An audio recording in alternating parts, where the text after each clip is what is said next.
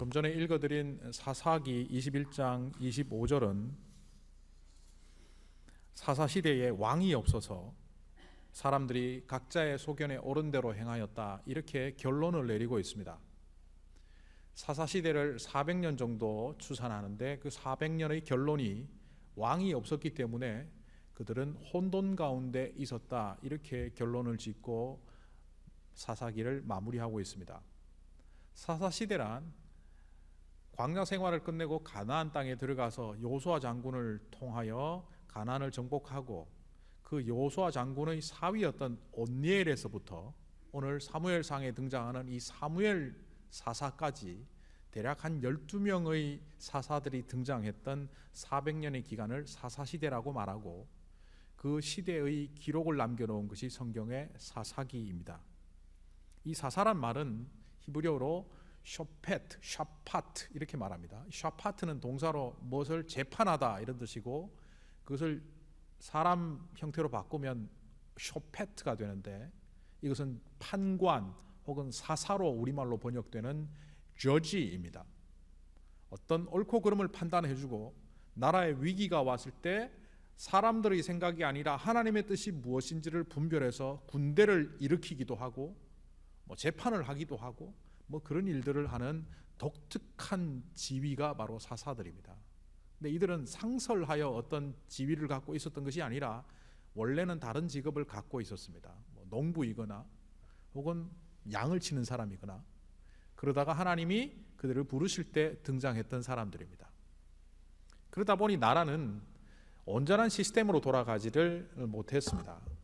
예를 들면 하나님께서 그들에게 평화의 시기를 허락하면 사사시대는 항상 그랬습니다. 그들이 혼란 가운데 범죄를 하고 이 범죄의 현장에 이민족들이 쳐들어와서 결국 식민지로 삼고 그 고통 속에서 부르짖으며 회개하니까 하나님이 사사를 등장시키셔서 그 사사를 통하여 이민족들을 쫓아내고 다시 평화가 도래하고 또 평화가 도래하면 또 죄짓고 또 이민족들이 쳐들어오면 고통 가운데서 회개하고 그 회개를 통하여 또 다른 사사가 등장하고 그 사사의 하나님의 역사하심을 통하여 또 평화가 찾아오는 이런 것이 계속 반복되는 그런 시대였습니다. 그래서 얼핏 보면 하나님이 강하게 역사하신 것 같지만 또 다른 관점에서 보면 혼돈이 가득한 시대였습니다.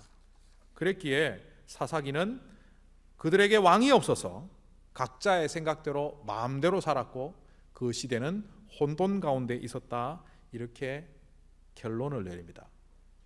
그렇다면 그들에게 왕이 없었다는 것이 어떤 의미입니까?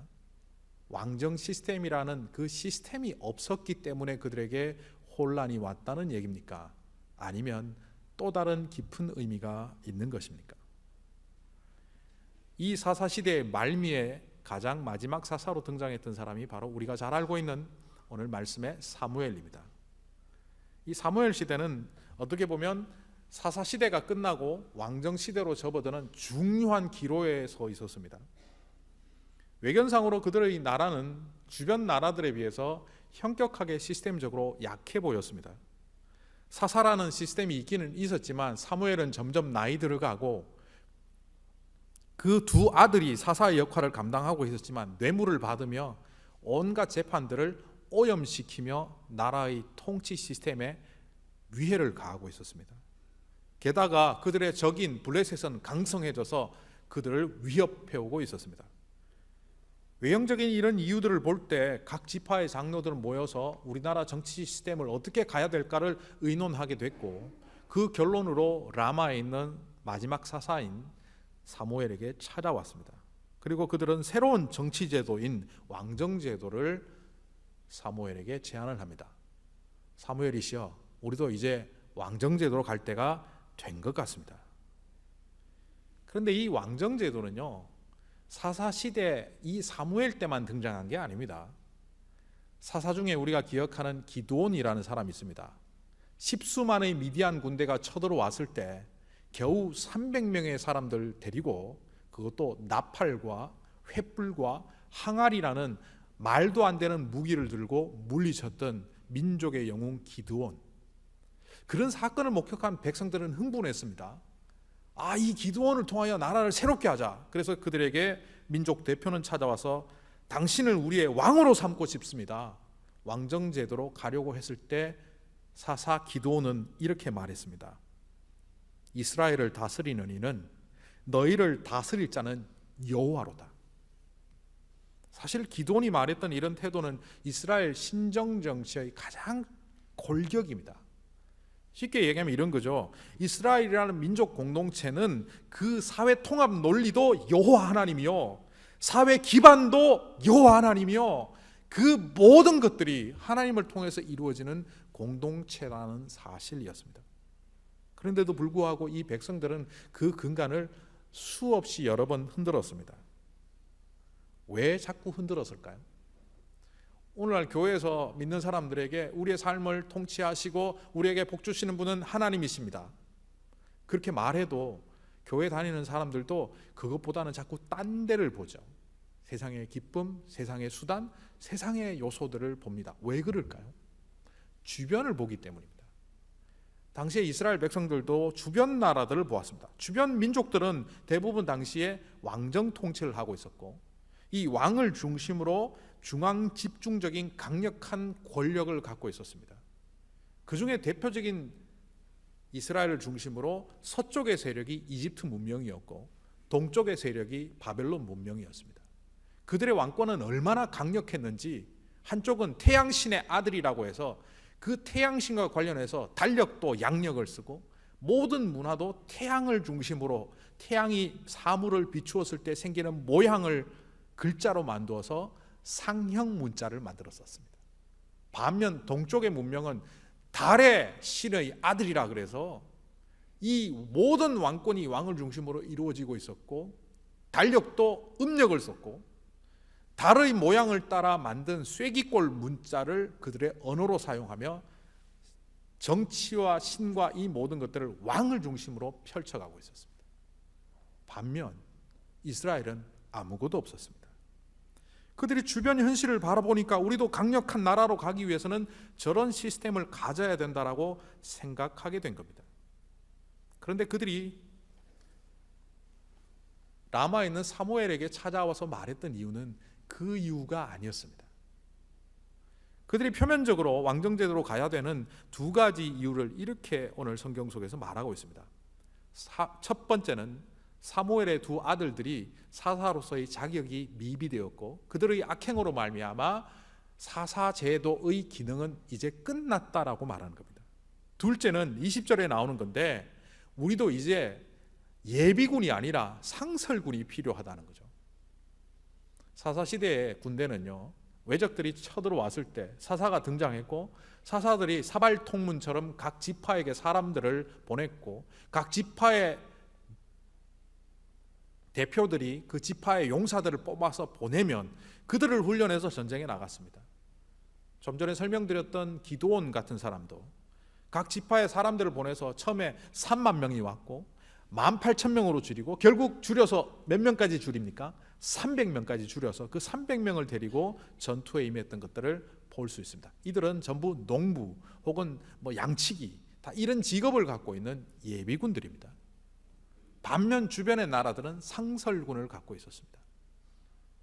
그래서 이 두 번째 이유는 우리도 강력한 군대 지도자와 항상 존재하는 군대를 가지고 싶다는 이유가 두 번째 이유였습니다. 그런데 이 이유는요, 사실 근거가 없는 겁니다. 사무엘의 두 아들들이 악행을 저지르기 때문에 사사제도가 위험에 빠졌다라고 말하는 것은 말이 안 된다는 겁니다. 사무엘보다 한 대 앞서서 있던 사사의 이름은 엘리라고 합니다. 그 엘리의 두 아들이 홈니와 비느하스라고 하는데, 이 사람들은 사무엘의 두 아들들과는 비교도 안 될 만큼 악행을 저질렀던 사람들입니다. 하나님의 법궤를 전쟁통에 함부로 굴리다가 블레셋에게 빼앗기기까지 한 사람들입니다. 그런데 하나님은 그때 엘리와 두 아들들 대신에 왕을 등장시킨 것이 아니라 그 모든 상황 속에서 하나님이 들으시고 한 사람을 준비시키셨는데, 그의 이름이 뭐냐? 슈무엘, 샤마, 듣다, 엘, 하나님이 들으시며 한 사람을 준비한 것이 바로 슈무엘, 사무엘입니다. 어린 아이로부터 준비시켰던 그 사무엘의 존재로 말미암아 하나님은 사사제도를 끝내신 것이 아니라 하나님의 방법으로 그 모든 문제들을 해결했다는 것을 이미 선대에 그들은 경험했습니다. 그럼에도 불구하고 그들은 잊어버렸습니다. 왜? 주변을 바라보다가. 두 번째 이유는 상설 군대가 없기 때문에 우리는 위험하다. 예비군 말고 상설 군대가 필요하다. 그래서 그 상설 군대의 지도자인 왕이 필요하다라는 논리도 사실 근거가 없습니다. 오늘 사무엘상 8장보다 바로 한 장 앞에 사무엘상 7장에 우리가 잘 알고 있는 에벤에셀의 사건이 있었습니다. 하나님의 법궤를 잃어버렸다가 다시 돌려받고 사무엘은 백성들을 미스바 광야에 모읍니다. 그 광장에 모으고 했던 일은 우리가 믿음을 회복하자, 금식을 선언하며 주님의 말씀 앞에 온전히 서며 기도의 사람으로 거듭날 때 우리를 통하여 하나님이 역사하신다고 금식을 선언하며 거기서 민족 대성회를 하고 있을 때, 이때가 바로 침범할 기회라고 여겼던 블레셋의 마차 부대는 당시에 강력한 철기 문명을 갖고 있던 이 블레셋이 쳐들어와서 일시에 남자들을 다 죽이고 이스라엘을 점령하겠다고 군대를 이끌고 미스바로 왔습니다. 당시 문명을 보면 페니키아 문명의 일파였던 블레셋은 해양 철기 문명을 갖고 있었습니다. 반면 이스라엘은 청동기를 갖고 있었습니다. 성경을 보다 보면 이렇게 나오는 구절들을 보실 겁니다.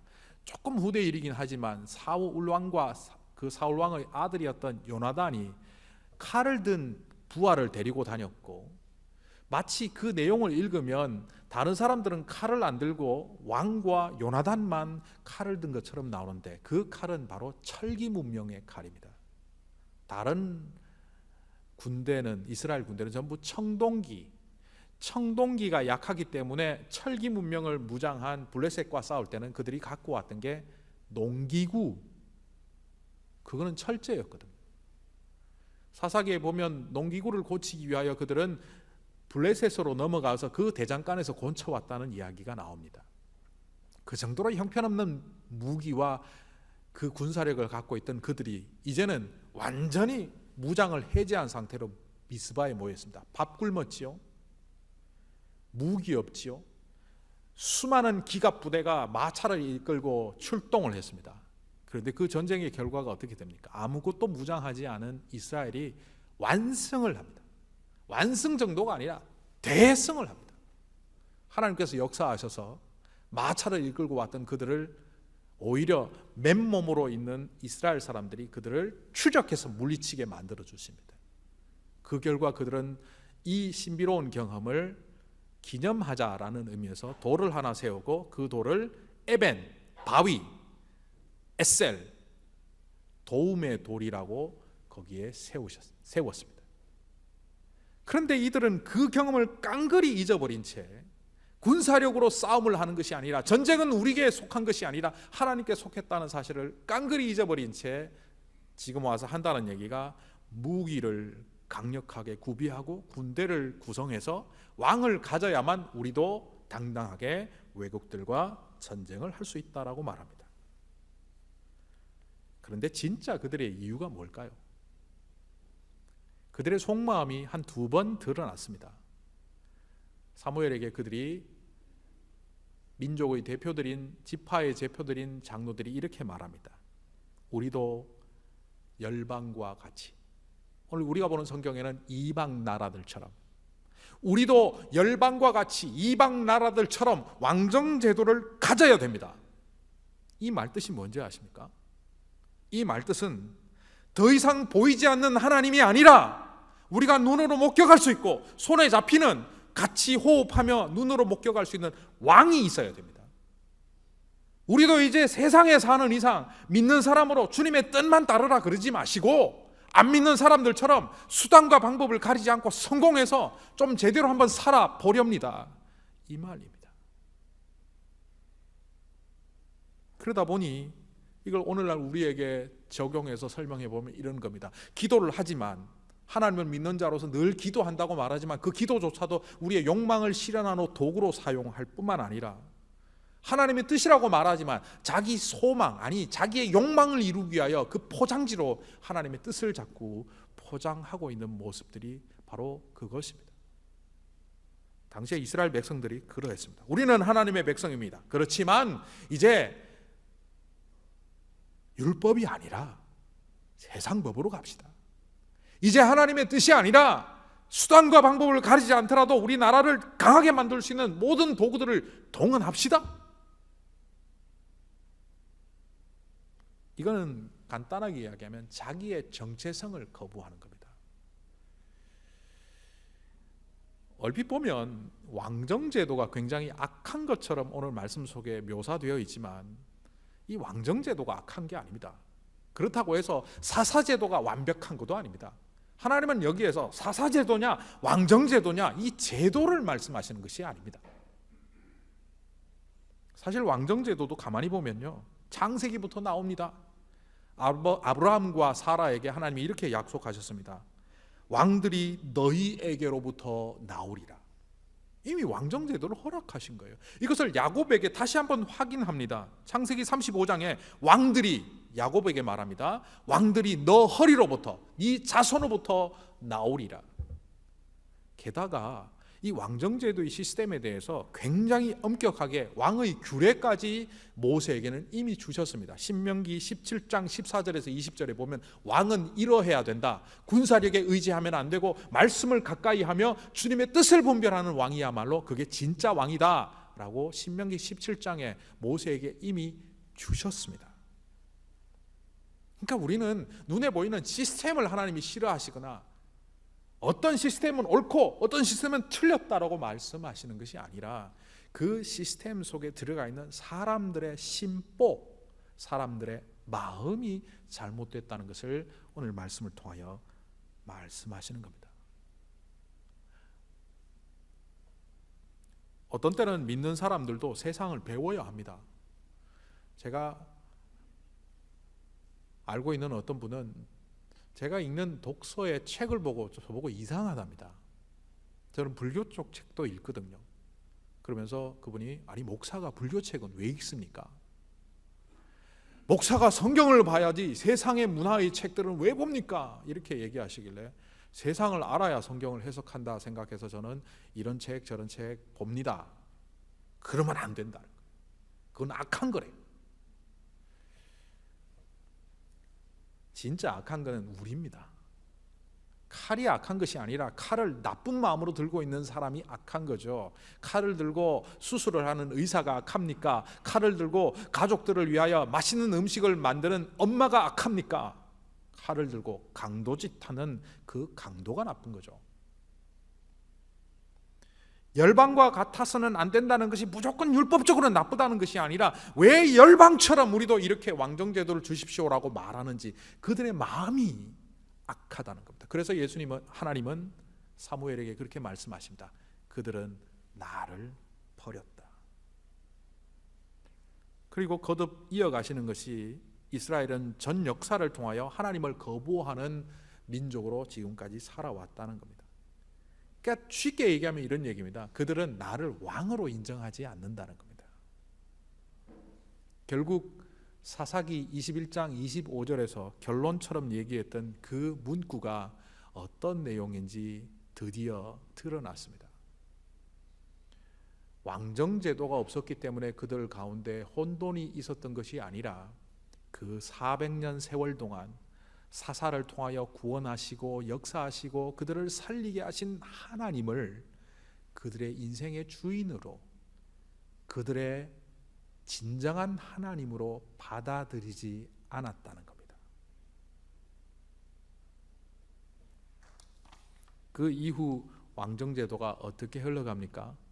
결국 그들이 원하는 바대로 사울 왕이 세워지고 다윗 왕이 나오고 솔로몬 때에 가서는 드디어 그 아들 로보암 때 나라가 갈라지며 수많은 왕들이 북이스라엘과 남유다에 등장했지만 그 왕들은 화근이 된 경우들이 대부분이었습니다.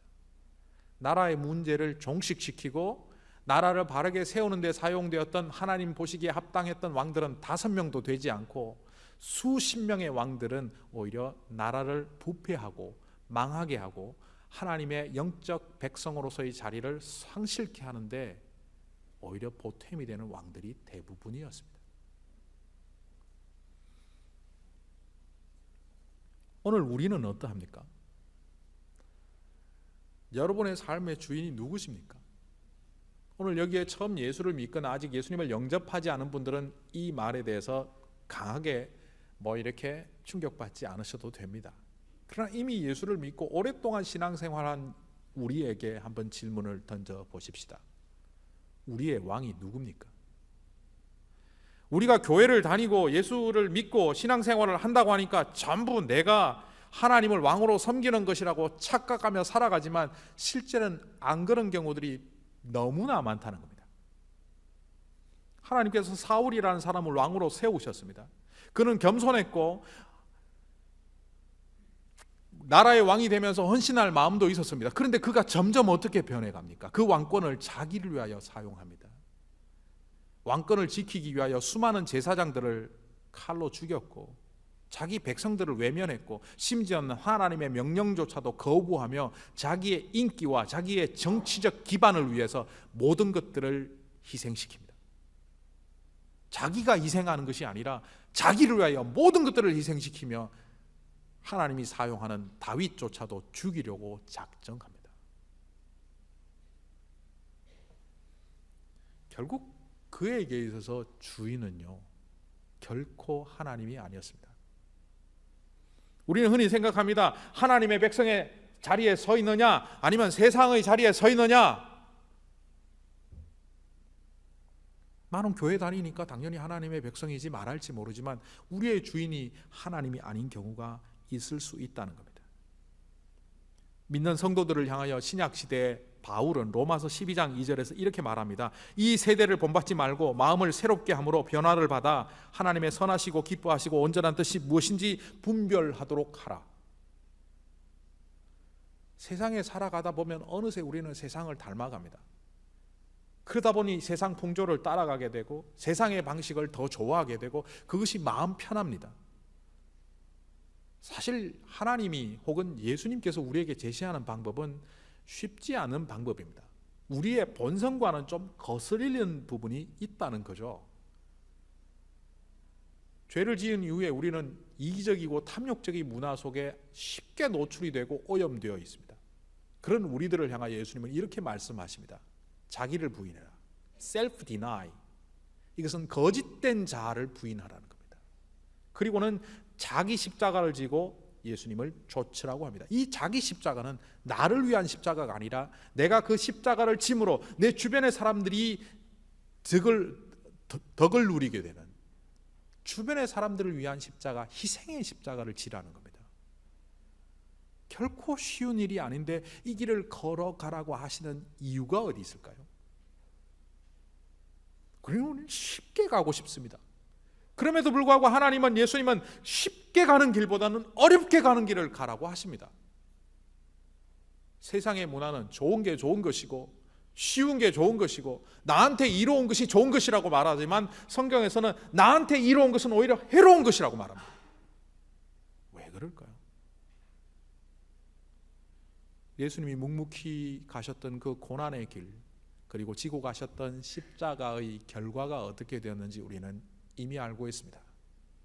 주님이 고난으로 가셨기 때문에 심지어 십자가에 죽으시고 무덤까지 들어가셨기 때문에 우리는 부활의 영광과 생명을 누릴 수 있는 은혜의 자리를 얻게 됩니다. 하나님께서 우리에게 희생하라 섬기라고 말하실 때는 우리를 고생하게 하는 것이 아니라 바로 그것을 통하여 하나님의 영광이 흘러가게 하고 결국에는 우리도 복될 뿐만 아니라 우리 주변에 있는 모든 사람들을 복되게 하시기 위하여 우리를 그렇게 하라고 하는 겁니다. 그런데도 우리는 자꾸 열방과 같이 그렇게 흘러갑니다. 저는 이 왕정제도가 등장하면서 사울 왕은 실패했지만 그 다음에 등장한 이 다윗 왕은 참 재밌는 인물이다. 그렇게 성경에서 발견하게 됩니다. 이스라엘 역사상 가장 왕 같은 왕이 있다면 그는 다윗입니다. 최고의 전투력과 군사력과 가장 확장된 영토를 장악했고 외부의 세력을 부딪혔을 때는 한 번도 지지 않은 이스라엘 역사상 가장 자랑할 만한 왕이지요. 지금도 이스라엘 국기에 보면 별이 있는데 그 별을 The Star of David이라고 하죠. 다윗의 별이죠. 그런데 이 다윗이 전쟁에 이기고 사람들이 그를 칭송하며 너는 킹 오브 킹즈라고 할 때 그가 했던 말이 있습니다. 나는 전쟁은 내게 속한 것이 아니다. 전쟁은 하나님께서 하시는 것이다. 그리고 나는 이 땅에 온전한 왕이 아니다. 하나님이 왕이시다. 그가 어떻게 이런 마인드를 갖게 되었을까요? 그가 왕이 되기 전 골리앗과의 전투를 우리는 기억합니다. 많은 사람들은 키가 2m 70이 넘는 그 기골이 장대한 골리앗을 보면 기겁을 했을 텐데 이 키도 학자들의 추정에 하면 한 170 정도밖에 되지 않는 키가 1m나 차이 나는 이 크지 않은 다윗이 전혀 겁을 먹지 않습니다. 겁을 먹지 않을 뿐만 아니라 볼 때 만만하게 봤던 것 같습니다. 골리앗이 다윗을 만만하게 본 것보다 오히려 다윗이 골리앗을 만만하게 본 게 더 크다. 전투 분석가들은 그렇게 말합니다. 왜 그렇게 만만하게 봤을까요? 다윗은 다른 사람들은 골리앗을 보고 바위 틈으로 숨어들었지만 이 사람은 골리앗을 보는 순간 쾌재를 불렀습니다. 오메 크네. 맞추기 쉽구만. 큰 거는 맞추기 쉽습니다. 겁을 먹는 것이 아니라 내가 맞춰야 될 타겟으로 볼 때 그것은 쉬운 겁니다. 어떻게 이게 가능하냐? 자기의 능력을 믿은 것이 아니라 사무엘상 17장 45절에 나온 것처럼 그는 다른 것을 믿었습니다. 너는 칼과 창과 단창으로 내게 오지만 나는 만군의 여호와의 이름 곧 네가 모욕하는 이스라엘 군대의 하나님의 이름으로 내가 너에게 간다. 그 하나님의 이름이 뭡니까? 만군의 여호와 아도나이 차바오트. 이 만군이란 말은 복수 형태입니다. 차바라는 말의 복수인 차바오트인데 이 말은 warrior of warriors, 용사 중에 용사란 뜻인데 더 쉽게 얘기하면 전쟁에 100번 나가면 100번 중에 한 번도 안 진다는 겁니다. 백전백승하는 용사. 나가기만 하면 이깁니다. 주님이 나와 함께 하기만 하면 무조건 이깁니다. 그것을 알았던 다윗은 골리앗이 3m 70이 되든 5m가 되든 상관없습니다. 나는 주 여호와 하나님의 이름으로 너 앞에 서기 때문에 내가 돌로 너희를 잘 맞출 수 있어서가 내가 자신하는 것이 아니라 나를 사용하시는 그분의 능력으로 너를 바라본다는 거죠. 만약 그런 눈을 갖고 있다면 열방이 아무리 왕정 시스템으로 가서 잘 되는 것처럼 보일지라도 우리는 그것을 부러워하지 않을 수 있습니다. 여러분의 왕은 누구십니까? 여전히 돈이 여러분의 삶의 주인입니까? 여러분을 복되게 하는 것이 이 세상의 소유와 이 세상의 것들이라고 생각하며 살아가십니까? 그렇다면 여러분은 하나님을 믿는 것 같지만 여러분 마음속의 주인은 따로 있습니다. 하나님은 오늘도 우리를 통하여 은혜의 강물이 이 땅에 흘러가게 하십니다. 우리는 늘 내가 누구냐에 관심을 가지면 내가 어떻게 하면 잘 살까에 관심을 갖지만 우리가 정말 관심 가져야 되는 것은 내가 누구냐가 아닙니다. 누가 우리의 왕이냐입니다. 만약 하나님이 우리의 왕이 아니면 제가 비록 목사지만 저는 마귀 새끼에 불과합니다. 우리의 주인이 하나님이시면 우리는 하나님의 종으로서 이 땅을 백성답게 당당하게 살 수 있지만 우리의 삶의 주인이 하나님이 아닌 다른 것이라면 그것은 바로 마귀입니다. 하나님의 편이냐 마귀의 편이냐 그리고 중립지대가 있는 것이 아니라 하나님의 편에 서지 않으면 중립지대는 없습니다. 전부 악의 세력의 무리에 속한 겁니다. 아무리 겉으로 치장을 해도 내 삶의 주인이 내 마음 깊은 곳으로부터 하나님을 주님으로 받아들이지 않고 있다면 여러분의 기도는 욕망의 실현이요 여러분의 믿음 생활은 여러분의 만족을 위하여 드리는 바알의 문화와 같은 겁니다. 이런 문화 속에서 오늘 말씀은 우리에게 가르쳐 줍니다. 열방을 바라보지 말고 하나님을 바라보라고 말입니다. 세상의 방법이 우리를 살리는 것이 아니라 하나님이 우리를 살리신다는 것을 믿으며 주의 백성답게 당당하게 만군의 여호와를 부르며 그분의 승리 속으로 들어가시는 저와 여러분이 되기를 간절히 소망합니다.